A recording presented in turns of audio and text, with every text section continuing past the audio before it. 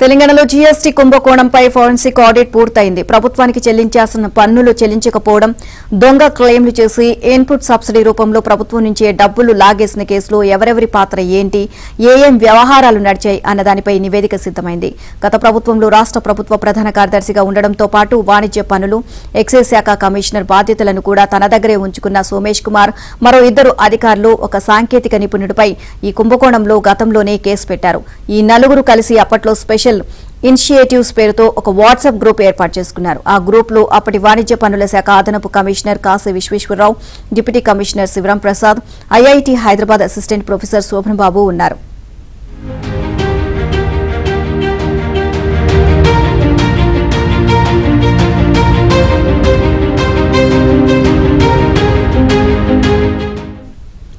Group లో సోమేష్ కుమార్ ఇచ్చే ఆదేశాలను మిగిలిన ముగ్గురు పాటించేవారు. జీఎస్టీ పన్నులకు సంబంధించిన సాఫ్ట్వేర్ తయారీలో సేకరించిన ప్లియాంటో టెక్నాలజీస్ ప్రైవేట్ లిమిటెడ్ కూడా ఈ కుంభకోణంలో పాలుపంచుకుంది. దీంట్లో అప్పట్లో సోమేష్ కుమార్ వాడిన ఫోన్తో పాటు మిగిలిన ముగ్గురి ఫోన్లను కూడా పోలీసులు స్వాధీనం చేసుకున్నారు. అయితే అప్పటికే ఆ ఫోన్లలో పాత వాట్సాప్ సందేశాలన్నిటిని తొలగించారు. వాట్సాప్ గ్రూప్ ను కూడా తీసివేశారు.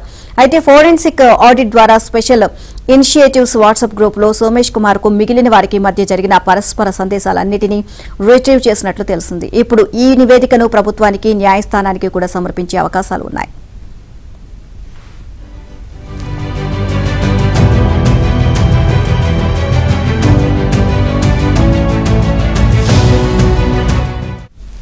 జీఎస్టీ కుంభకోణంలో సుమారు 1100 కోట్ల రూపాయల అక్రమాలు జరిగాయని నిర్ధారణకు వచ్చినట్లు తెలిసింది. 3000 కోట్ల రూపాయల మేర పన్నుల ఎగవేతకు సంబంధించి వివిధ సంస్థలకు నోటీసులు ఇచ్చి విచారించగా చివరకు ఈ మేరకు తెలియనట్లు సమాచారం. ఈ విషయంపై తదుపరి చర్యలు తీసుకునేందుకు ఈ ఫోరెన్సిక్ ఆడిట్ నివేదికలో వెలుగు చూసిన సందేశాలు బలంగా ఉపకరిస్తాయని ప్రభుత్వం భావిస్తోంది.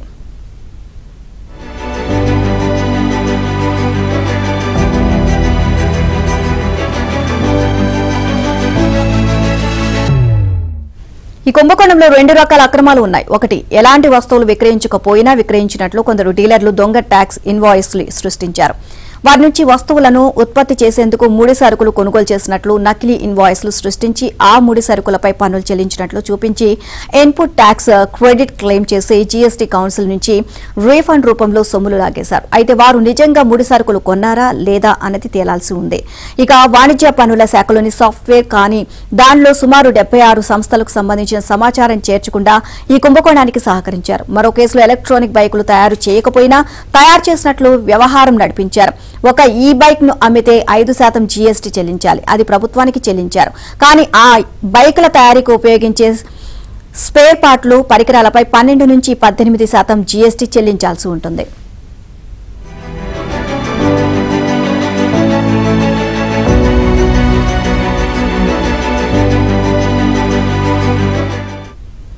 బైక్లను తయారు చేయకపోయినా తయారు చేసినట్లు చూపించి ఆ మేరకు 5% జీఎస్టీ కట్టేసి స్పేర్ పార్ట్లు, పరికరాల కొనుగోలుపై ఉన్న 12 నుంచి 18% జీఎస్టీ చెల్లించినట్లు చూపించారు.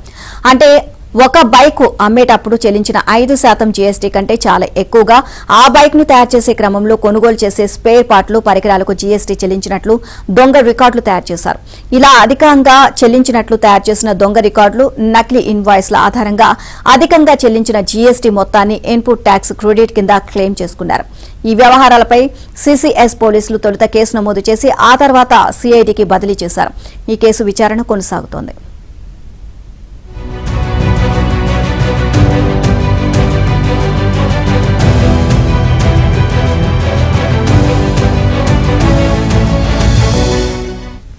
మరోవైపు ప్రభుత్వం నియమించిన ఉన్నత స్థాయి పర్యవేక్షణ కమిటీ దీనిపై విచారణ చేపట్టింది. ఈ కమిటీకి టీకే శ్రీదేవి చైర్పర్సన్ గా ఉండగా మరికొందరు అధికారులు సభ్యులుగా ఉన్నారు. ఇటీవల ఈ కమిటీ పన్ను ఎగవేసిన సంస్థలకు నోటీసులు జారీ చేసి వడ్డీతో సహా పన్ను కట్టాలని ఆదేశించింది.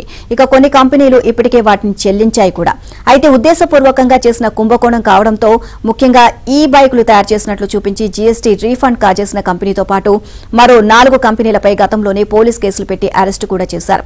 పన్ను ఎగవేతదారుల నుంచి పన్నులు వసూలు చేయడం, కావాలని కుంభకోణం చేసిన వారిపై పోలీసులు కేసులు ఎందుకు వెళ్లేందుకు ఇప్పుడు చేసిన ఫోరెన్సిక్ ఆడిట్ ఉపకరిస్తుంది అని ప్రభుత్వం భావిస్తోంది.